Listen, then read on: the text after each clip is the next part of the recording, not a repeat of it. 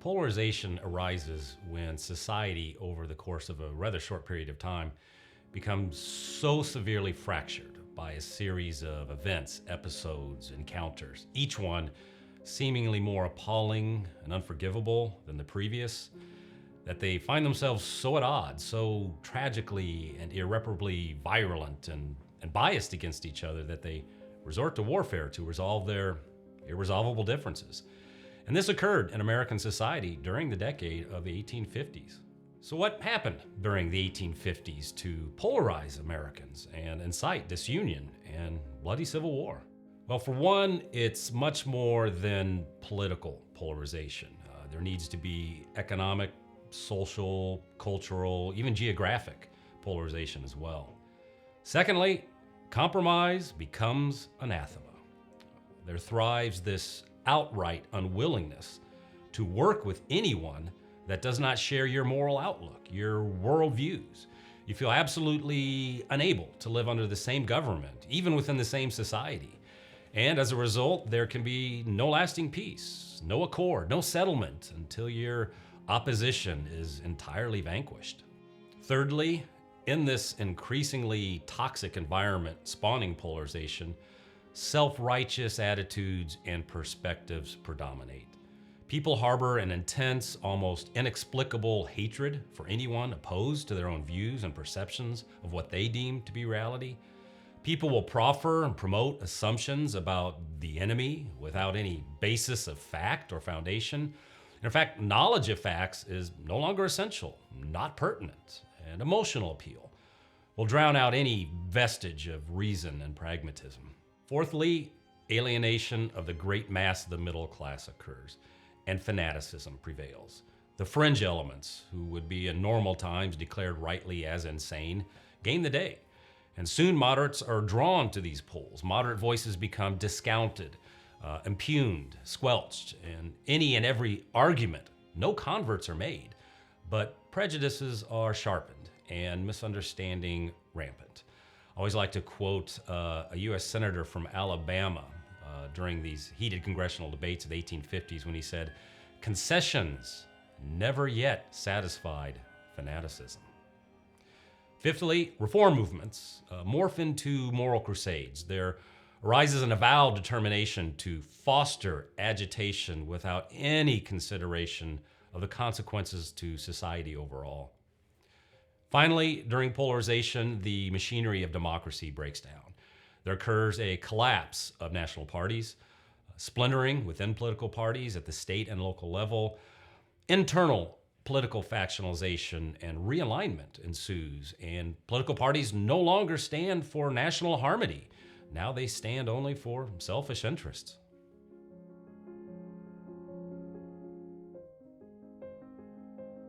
And why is that such a problem in the 1840s and the 1850s?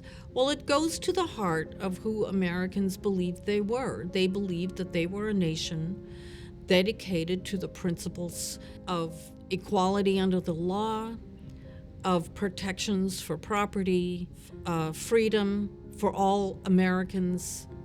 And somehow these principles became so problematic that Americans feared the Constitution itself wouldn't survive. We're not talking about the disagreements that political parties have always had since the founding of the nation, but such profound polarization that people moved so far to opposite extremes that there was no way to compromise anymore, that all political conversations failed.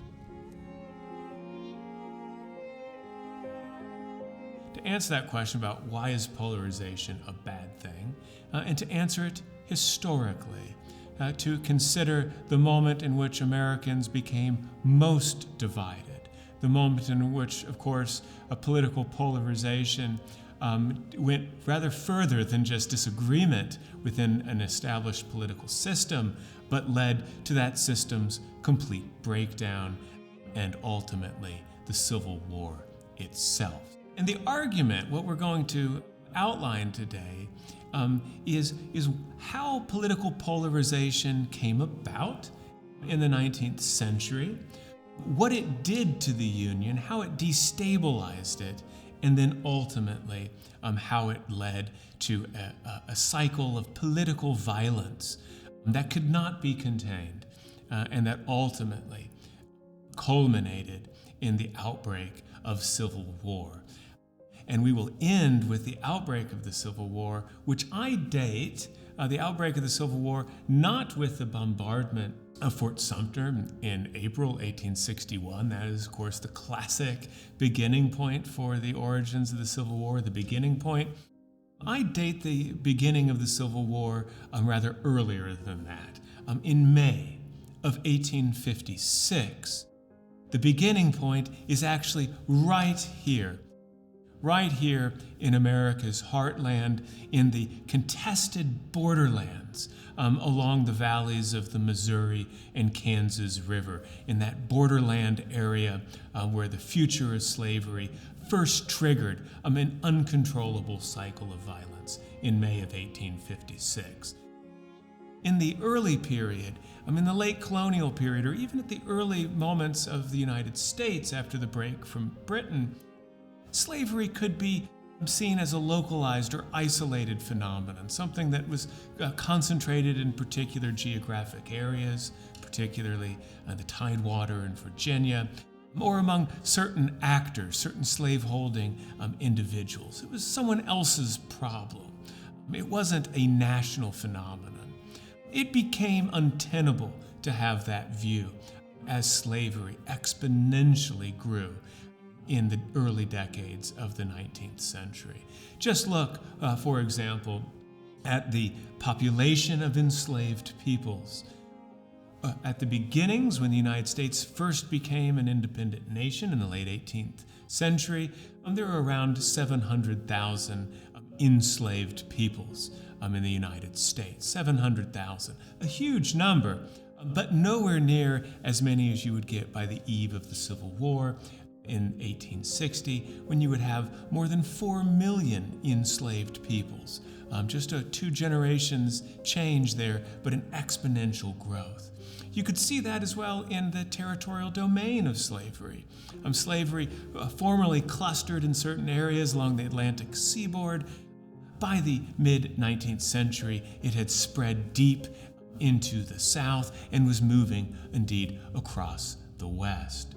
Now, what was driving all of this was, of course, the development of a dynamic, capitalist and indeed globalized economy, that the cash crops picked by enslaved peoples were fueling industrial development in the northern states, and even more so across the Atlantic in Europe and above all in Great Britain. So this massive capitalistic economic complex was driving the growth and development of slavery and making it such an important feature and characteristic of early American life that it could no longer be dismissed as someone else's institution or someone else's problem. It was becoming central to the United States itself.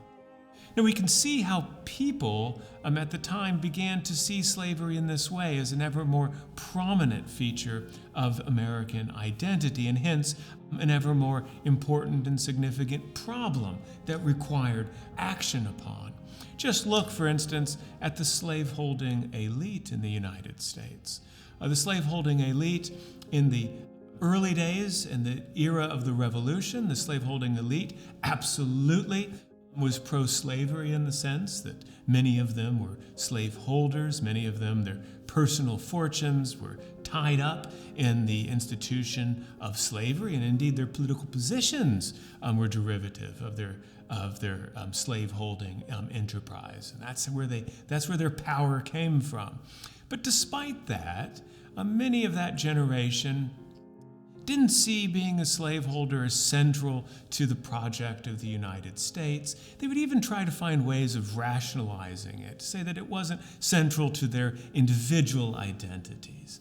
The most prominent example of this, of course, would be none other than Thomas Jefferson himself. Thomas Jefferson, a significant slaveholder in Virginia, but one who always tried to minimize or dismiss the significance of slaveholding to his personal identity and indeed to the identity of the United States. I'm not trying here, I should add, to give a free pass to Jefferson, not at all. Just saying that his attitude of thinking about slavery as he called it, a necessary evil, something, an institution that had been inherited from earlier generations, something that he didn't necessarily like, but something that he found that he was entangled within, that attitude that one could see in the early republic looked really different than what the slaveholding elite came to argue on the eve of the Civil War. By the mid-19th century, no longer did slaveholding elites conceive of slavery as a necessary evil. No longer did they try to sort of hide it or dismiss its significance to them personally or indeed to the United States at large. No, now they embraced slavery. Now slavery developed from a necessary evil in the earlier period to a positive good, a positive good. One thinks of the transition in this sense from Thomas Jefferson to someone like South Carolinian John C. Calhoun, and then to the secessionists of the 1850s, proudly, ardently pro-slavery. Okay? So the moral dimensions of the question, as hard as it is for us to believe today, for them was that it was a moral good.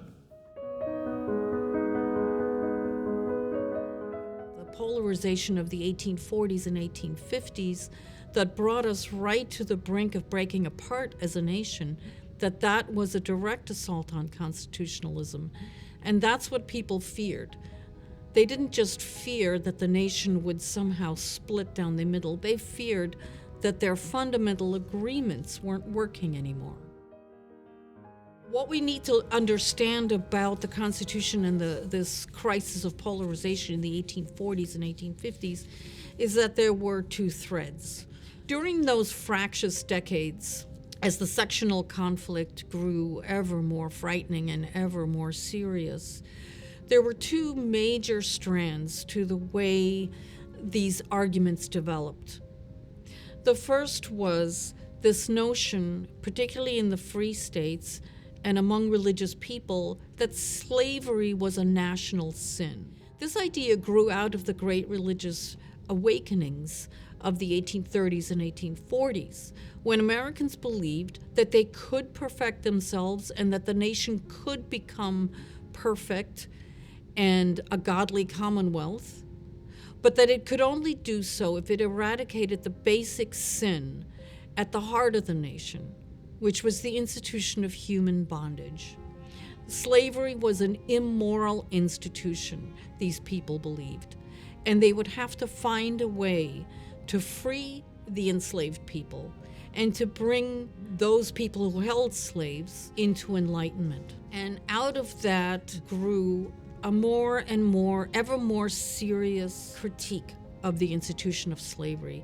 Now that critique, as it heated up and as it gained ground in some of the Free State and as small political parties arose that attacked the institution of slavery, that became ever more serious and was perceived as a direct attack in the southern slave states, where enslaved persons were property. If you think about the way the Bill of Rights begins, Congress shall make no law. Slavery is protected in the Fifth Amendment of the Constitution. Not explicitly, the word slave doesn't appear in the Constitution, but as property, these human beings could not be freed by Congress without a major constitutional amendment. The second strand was the debate over the expansion of slavery into the Western territories. And that is less of a humanitarian concern. In fact, Northerners in the free states were more concerned about the balance of the states, the political balance in the Senate, and the representation in the House of Representatives, than they were necessarily about the well-being of enslaved people. Free state residents wanted the new Western states to be kept as free states. Southern slaveholders wanted the new Western states to be open for slavery. And that is the debate, I believe, where the political discussions broke down. One by one, as new states entered the Union, a free state would enter with a slave state. The polarization of American society during the 1850s really commenced with the war with Mexico, 1846 to 1848, and the consequent compromise of 1850. The Mexican War, and most notably the question of the extension of slavery into the territories acquired from Mexico, opens a Pandora's box, steadily escalating political debate, polarizing Americans over the next decade, and eventually leading to secession and civil war. The Wilmot Proviso becomes the opening salvo. In 1846, a Pennsylvania Democrat, David Wilmot, offers an amendment to a military appropriations bill that neither slavery nor involuntary servitude shall ever exist in any part of the territory taken from Mexico. And this proposed to abrogate the dividing line approach to territorial policy that existed since the Missouri Compromise of 1820-21. It passes the House, but is defeated in the Senate. But the Wilmot Proviso will initiate a 14-year controversy over the power of Congress over slavery in the territories, spawning numerous positions regarding the potential spread of slavery into the territories that we take from Mexico. Constitutionality, Constitution, constitutional theory. If you track that story over the 19th century, you'll see that Northerners and Southerners come to disagree on some of the key clauses and meanings of the American Constitution. And sometimes people think that those disagreements are kind of high theoretical disagreements about constitutional thought and theory that are kind of separate from the real world and the political questions in which they're operating. Not at all the case. Those different interpretations of the Constitution come out of the different interests and ideas that the respective sections' position on the slavery question generates.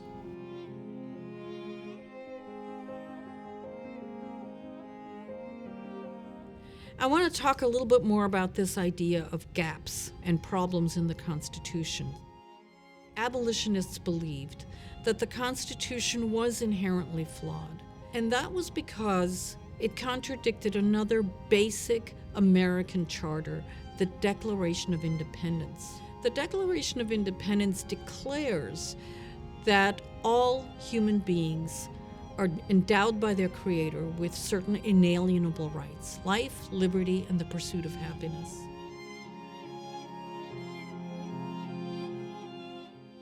Some, like the diverse elements composing the Free Soil Party of 1848, hold that Congress had full sovereignty over the territories by virtue of the territorial clause in Article 4 of the U.S. Constitution, as well as the past congressional legislation regarding territories. They also contended that the Fifth Amendment guarantee against federal deprivation of liberty without due process of law prohibited slavery in the territories. They also noted, as had Missouri Senator Thomas Hart Benton, that the lands acquired from Mexico had been free under Mexican law.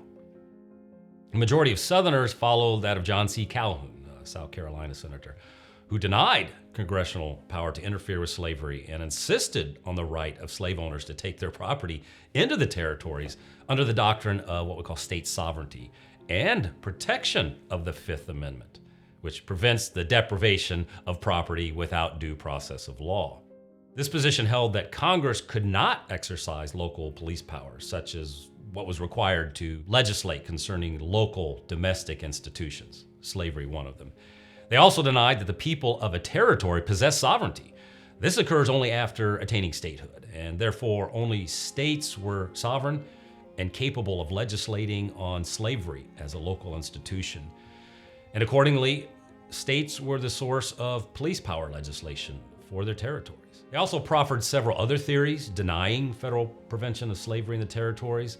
There was this theory of federal agency, that the federal government, as an agent or trustee of the sovereign states, was charged with the protection of their interests, but was denied sovereign legislative authority for dealing with slavery. Under the theory of state sovereignty and federal agency, slave states were regarded as the only authoritative source of law and policy for dealing with questions of slavery outside the states that had abolished it. There was the common property doctrine. It's kind of a corollary of the state sovereignty theory of congressional non-intervention. It asserts that the territories are common property of the states, held in trust for them by their agent, the federal government. And that agent had no right to act against the property interests of any of the sovereign principles, and hence could not ban slavery in the territories. Individual property rights, this was an angle. Slave property entitled to no less protection against legislative interference than any other property under the doctrine of vested rights and guarantees of the Fifth Amendment. Slave owners had the right to take property into national territory. All that was sought was protection of the same rights of national citizenship that non-slave holders enjoyed in entering the national domain. As slavery becomes ever more prominent in American public life, it triggers a process of social or political sorting in which it becomes very, very difficult and eventually impossible for those who say that old line, not my problem, this is someone else's institution, I don't really care about it, I care about other things, right? That old idea becomes untenable as the crisis of slavery spreads.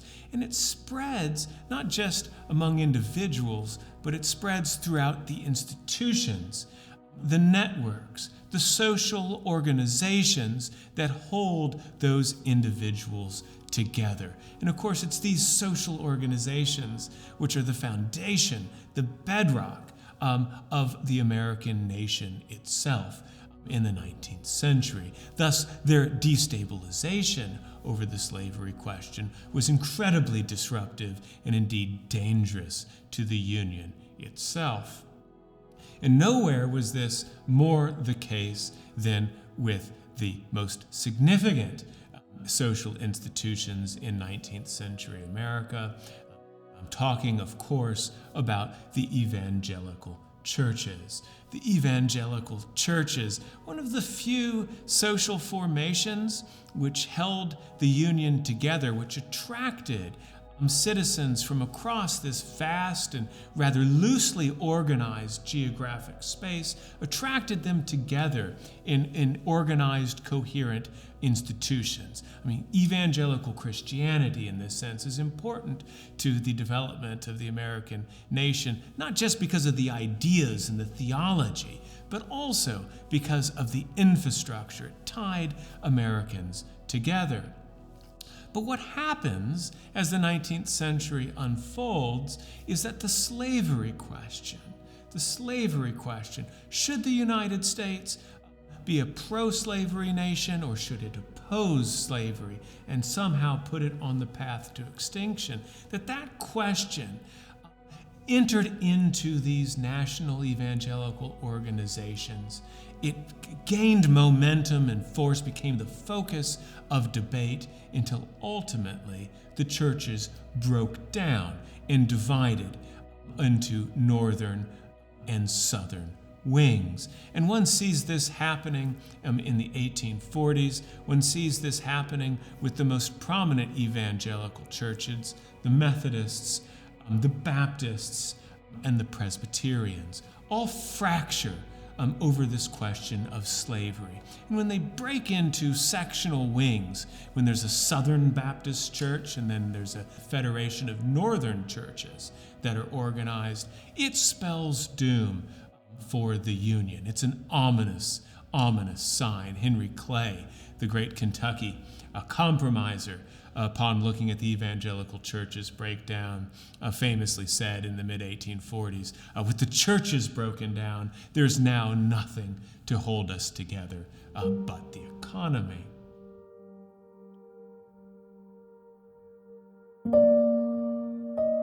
In the free states, especially the new western states, there were explicit provisions that made it illegal to own slaves. The basic principles of the Declaration of Independence that guaranteed life, liberty, and the pursuit of happiness are usually written into state constitutional preambles or in opening paragraphs. And as I said, these state constitutions do prohibit slavery. In the southern states, slavery is explicitly protected in state constitutions. Well, it all seemed to be resolved in the Compromise of 1850. The Wilmot Proviso will be abandoned in favor of popular sovereignty, and this will become the critical step in reaching compromise. Henry Clay, as with the Missouri Compromise, takes the lead and proposed an omnibus bill whereby California will be admitted as a free state, the Utah and New Mexico territories will be established with popular sovereignty, thus arguably open to slavery. The slave trade will end in Washington, D.C., and there will be a strengthened fugitive slave law. And the compromise is supported by such political titans as Thomas Hart Benton, Sam Houston, Stephen Douglas, Daniel Webster. But President Taylor, a slaveholder who opposed slavery extension, threatened to veto any such legislation as he preferred what we call a piecemeal approach, preferring separate legislation and debate on each of these pieces in Clay's bill. But Clay's omnibus bill collapses in the Senate due to fringe elements of both political parties, one of the indicators of polarization.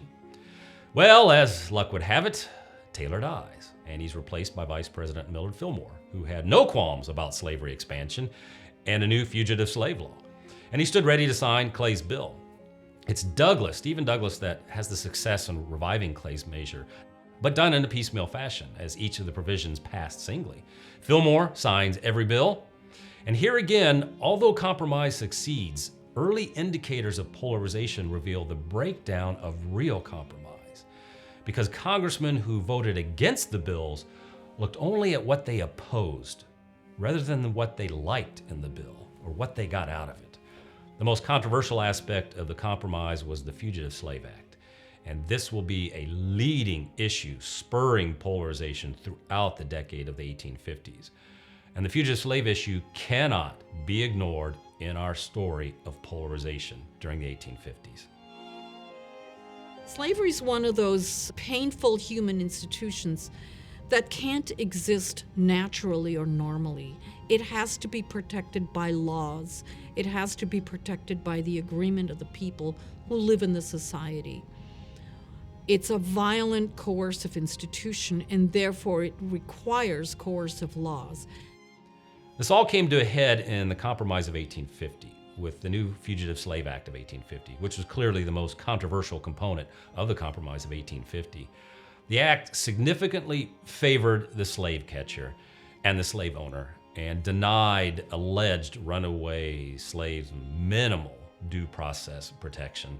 The Pierce and Buchanan administrations vigorously enforced the 18th Fugitive Slave Act, which only polarized Northerners further, resulting in further demise of interstate comity and more enactment of stronger personal liberty laws in northern states. An example is Massachusetts, 1855, passed a law prohibiting any lawyer in the state from representing a slave owner, prohibited any state official from acting under the law, and even gave runaway slaves the right to appointed counsel, jury trials, habeas corpus. The 1850 Act also resulted in widespread interference throughout the North, as local vigilance committees were formed, leading to dramatic rescues of detained runaways. One such incident went all the way to the United States Supreme Court in 1859 in the case of Abelman v. Booth, a case that, along with the Dred Scott decision 2 years prior, not only polarized Americans more, but indicated the collapse of the democratic process.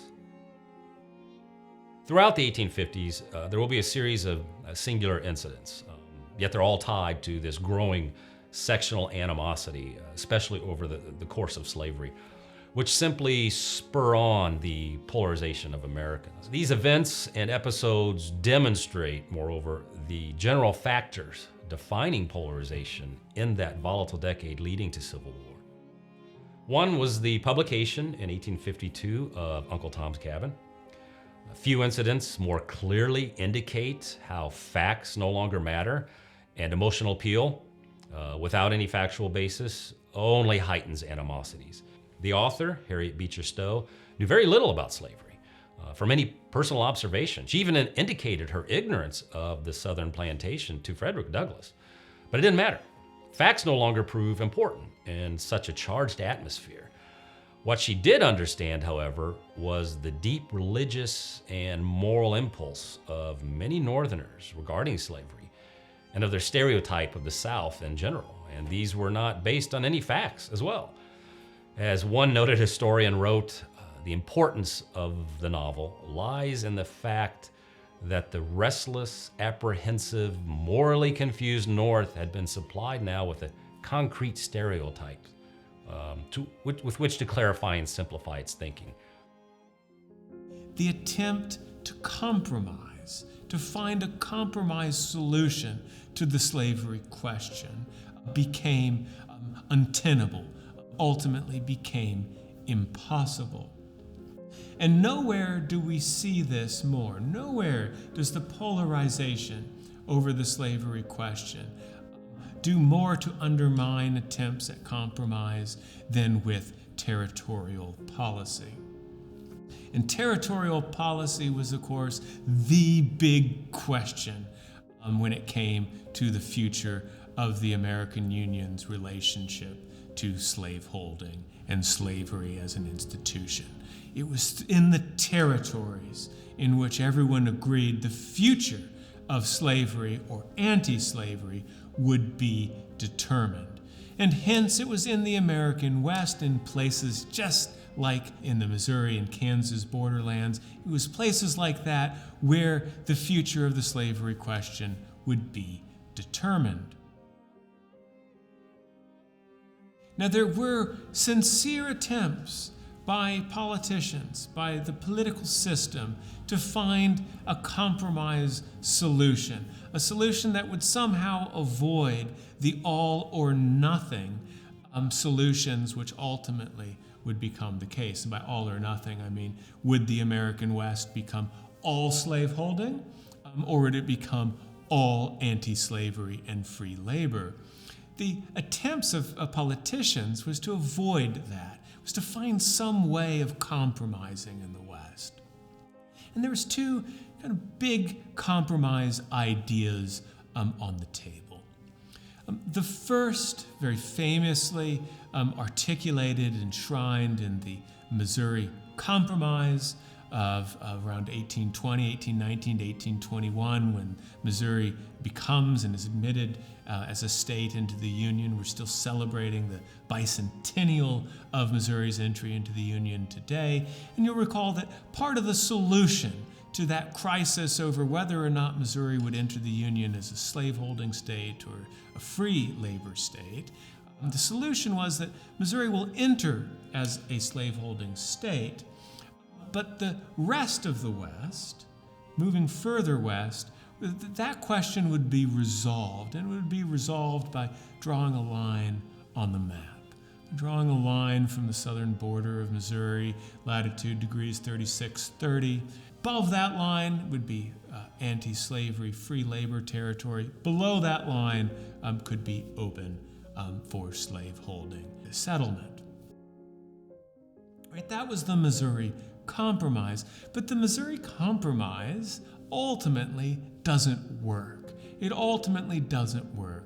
And the reason why it doesn't work is because of the weak status of slavery right here in Missouri itself. Missouri, that slaveholding state, but a peculiar one because it juts out from the South. It juts out into the North. It's surrounded by free states, anti-slavery states. Not only is it surrounded by anti-slavery states, but as more and more settlers moving into the West, where do they go? They go right across the state of Missouri, right through mid-Missouri, right through actually the slaveholding regions of Missouri, and that kind of free labor migration process deeply destabilizing to slavery itself.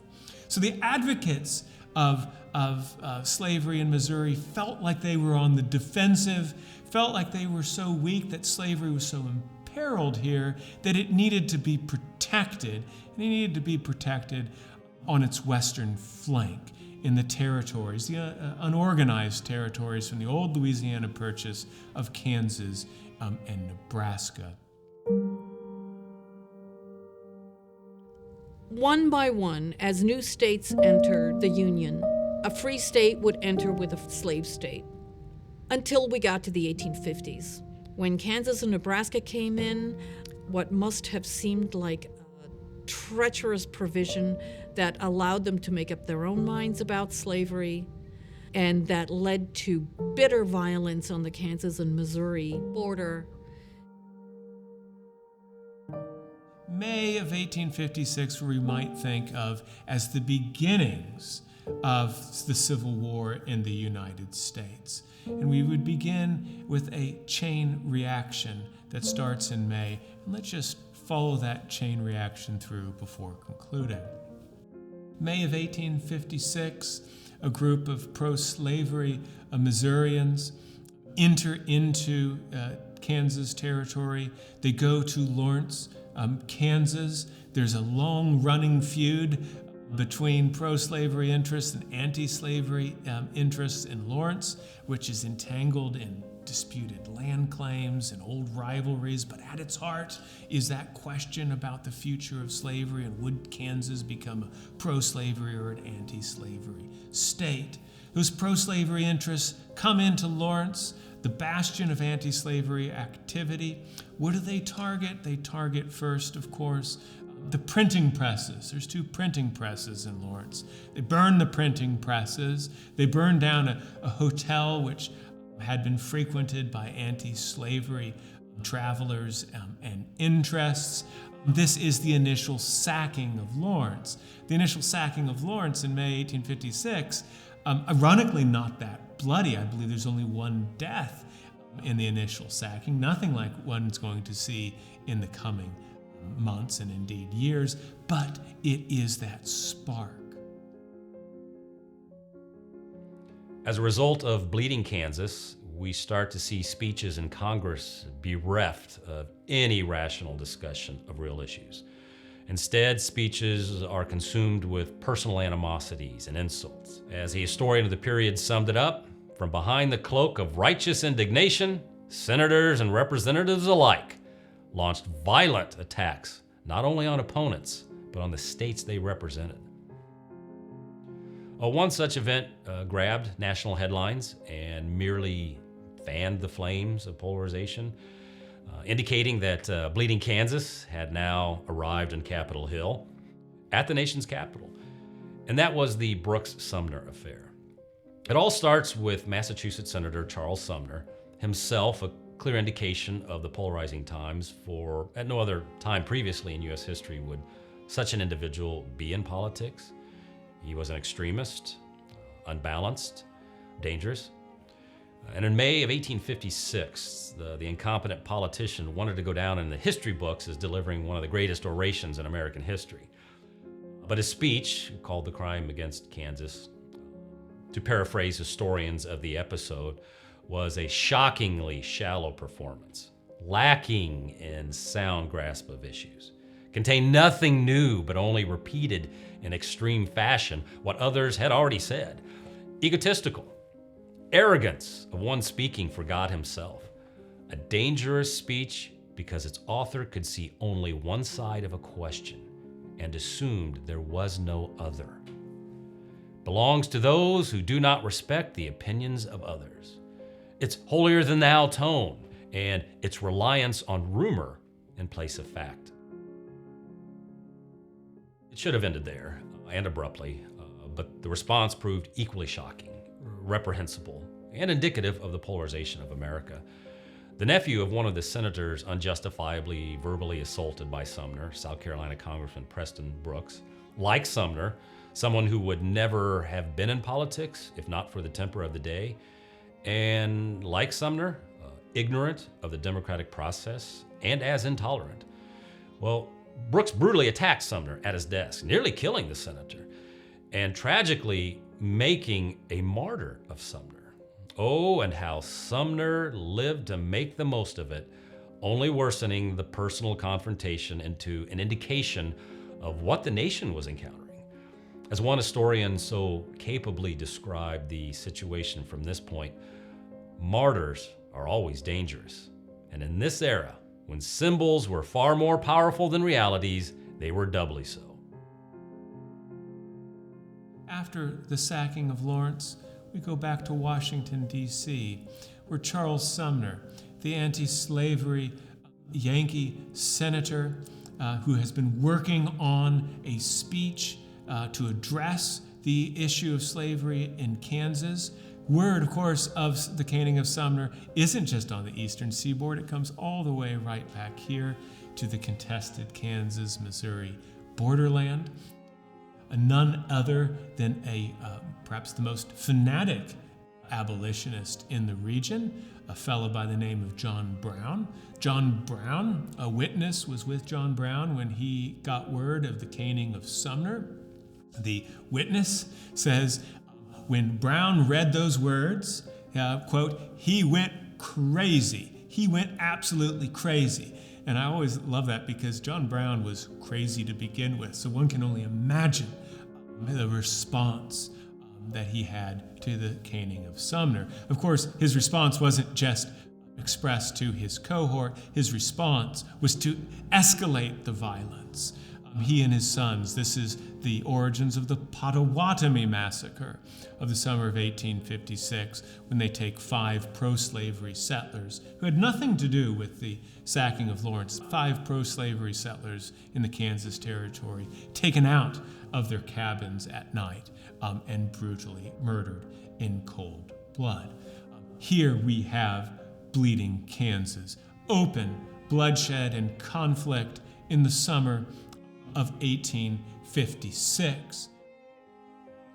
The press in both sections took it a step further, and as a result, facts became unimportant and stereotypes simply ensconced. While the South harbored various reactions to Brooks's actions, with as many as harsh on Brooks as supportive, the North saw it otherwise, took it for granted that Brooks was the typical Southerner and the manifestation of Southern policy. Polarization only widened the gulf between the sections. The consequences of such events as Bleeding Kansas and Bleeding Sumner can best be summed up in a few passages from one of the premier historians of the period.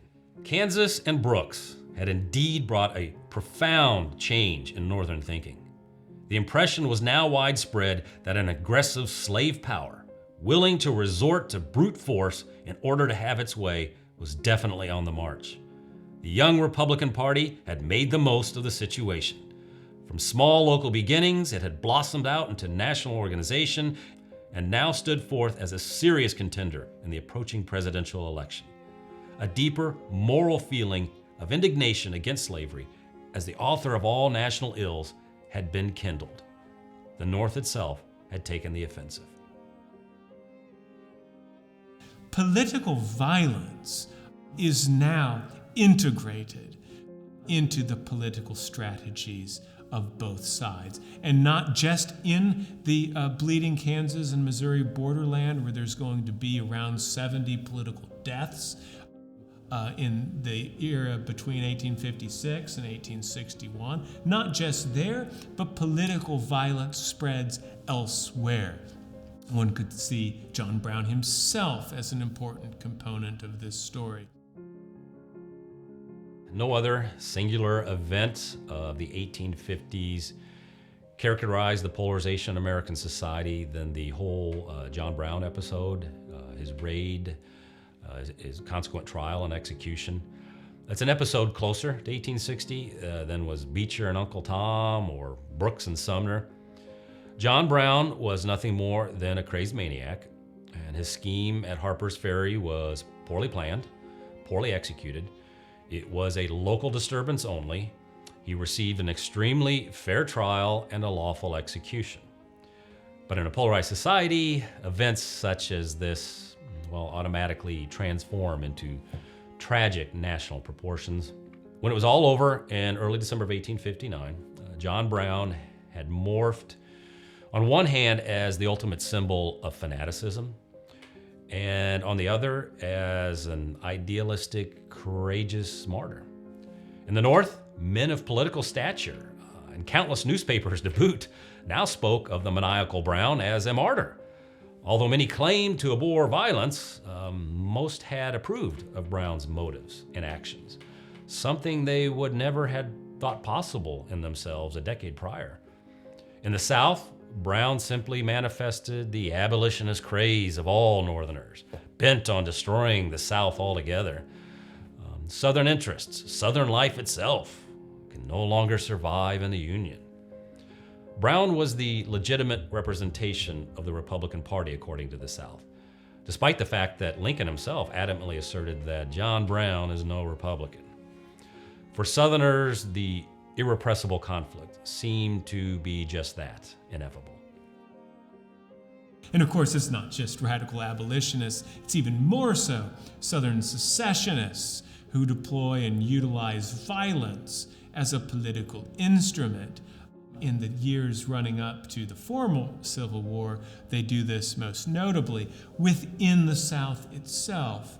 The secession movement is closely allied to paramilitary organizations, to armed slave patrols, groups of white men whose employment or part of their employment had been to track down runaway enslaved peoples.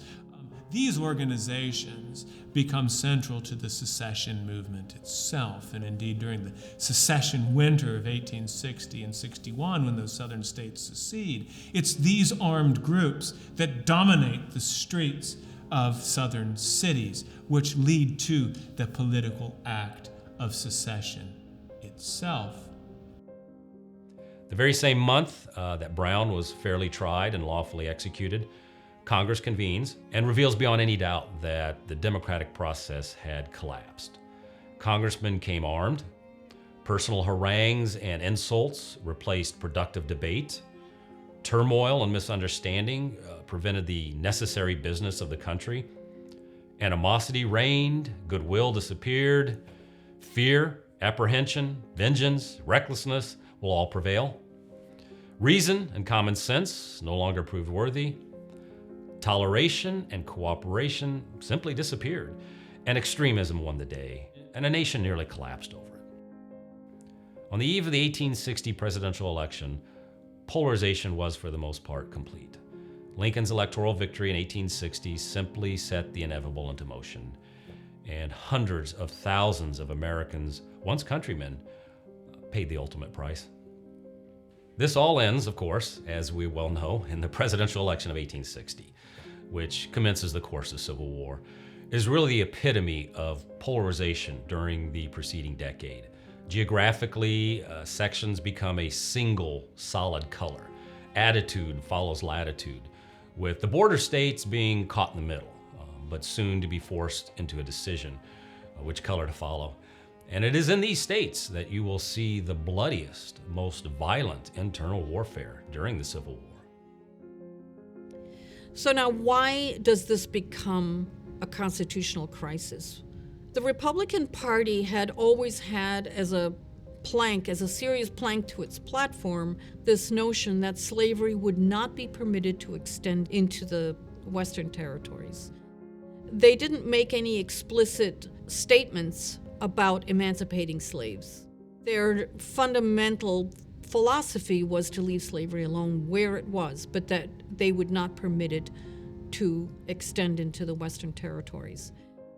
Abraham Lincoln had also made some critical statements against slavery, against the Kansas-Nebraska Act, and against the Dred Scott decision in 1857 that refused to free Dred Scott, who had sued for his freedom.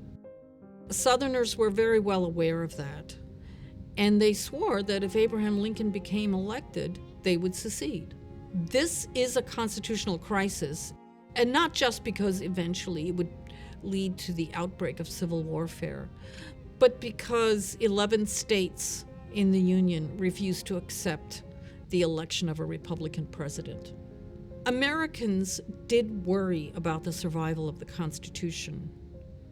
Americans in the free states who supported the Union thought that secession was a direct attack on the Constitution itself, and they certainly believed that the Union was perpetual. This is something Abraham Lincoln talks about in his first inaugural address. Americans who lived in the southern slave states believed that if the Republican candidate were elected, then the days of the institution of slavery were numbered. They also feared that the slaves would rise up against them.